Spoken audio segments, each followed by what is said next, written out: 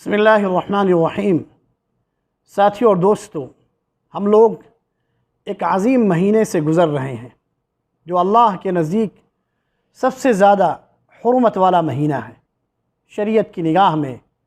رمضان کے بعد سب سے افضل روزہ جس مہینے کا ہے وہ اسی ماہ محرم کا ہے، جیسا کہ صحیح مسلم میں حضرت ابو ہریرہ رضی اللہ عنہ سے روایت ہے کہ رسول اللہ صلی اللہ علیہ وسلم نے ارشاد فرمایا، جس کا ترجمہ ہے کہ رمضان کے بعد سب سے افضل روزہ محرم کا روزہ ہے۔ ساتھیوں، اس ماہ کی ایک تاریخ ایسی ہے جس میں رسول اللہ صلی اللہ علیہ وسلم نے اپنی امت کو روزہ رکھنے کا حکم دیا، لیکن اس تاریخ کو یہ مقام کیسے حاصل ہوا؟ کیونکہ اللہ سبحانہ و تعالی نے اسی دن اپنے پیغمبر موسیٰ علیہ السلام اور ان کی قوم کو ظالم فرعون اور اس کے لشکر سے بچا لیا تھا، اور فرعون اور اس کے لشکر کو سمندر میں غرق کر دیا تھا۔ چنانچہ حضرت عبداللہ بن عباس رضی اللہ عنہما کا بیان ہے کہ رسول اللہ صلی اللہ علیہ وسلم جب مدینہ تشریف لائے تو یہودیوں کو عاشورہ یعنی محرم کی 10ویں تاریخ کا روزہ رکھتے دیکھا۔ رسول اللہ صلی اللہ علیہ وسلم نے جب یہودیوں سے پوچھا کہ اس دن کا روزہ کیوں رکھتے ہو، تو یہودیوں نے کہا کہ یہ وہ خوشی کا دن ہے جس میں اللہ نے بنی اسرائیل کو ان کے دشمن فرعون سے نجات دیا تھا۔ تو حضرت موسیٰ علیہ السلام نے اس دن کا روزہ رکھا، اسی لیے ہم لوگ بھی بطور تعظیم اس دن کا روزہ رکھتے ہیں۔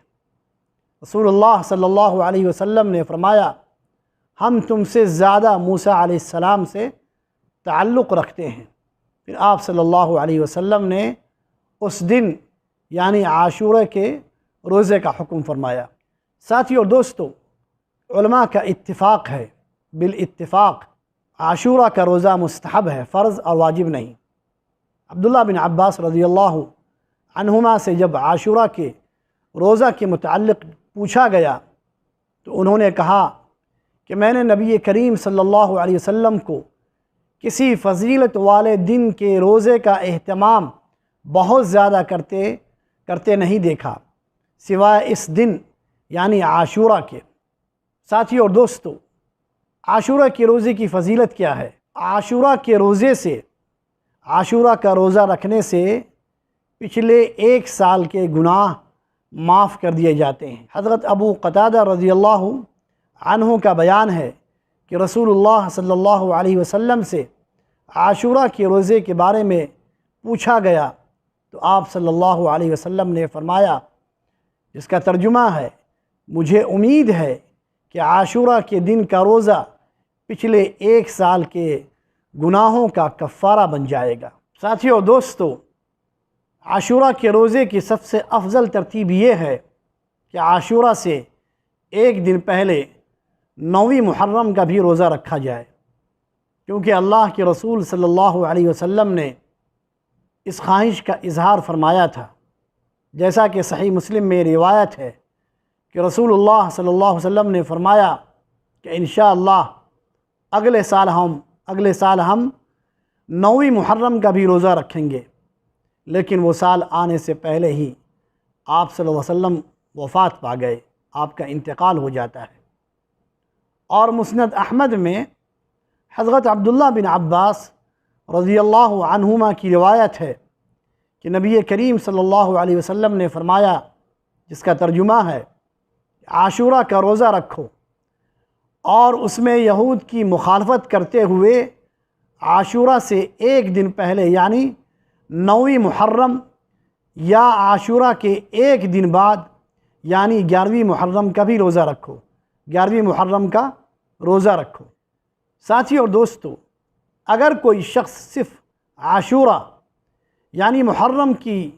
10ویں تاریخ کا روزہ رکھتا ہے تو بھی اسے اجر ملے گا، اور یہ مکروہ نہیں ہے، ایسا کرنا مکروہ نہیں ہے۔ البتہ اس سے 1 دن پہلے یا اس کے 1 دن بعد روزہ رکھنا زیادہ بہتر ہے، کیونکہ اس میں یہودیوں کی مخالفت ہے جس کا ہمیں حکم دیا گیا ہے۔ ساتھیو اور دوستو، اگر 9 یا 10 محرم کا روزہ جمعہ یا ہفتہ یعنی سنیچر کے موافق ہو جائے تو اس دن کا روزہ رکھنے میں کوئی کراہت اور ممانعت نہیں ہے، جیسا کہ عرفہ کا روزہ اگر جمعہ یا ہفتہ کو پڑ جائے تو اس دن کا روزہ رکھنے میں کوئی کراہت نہیں ہے، کیونکہ اس میں صائم نے یعنی روزہ رکھنے والے نے اپنی طرف سے جمعہ یا ہفتے کی تخصیص نہیں کی ہے۔ اللہ سے دعا ہے کہ اللہ ہمیں دین کے مسائل کو سمجھنے اور اس کے مطابق عمل کرنے کی توفیق عطا فرمائے۔ والسلام علیکم ورحمۃ اللہ وبرکاتہ۔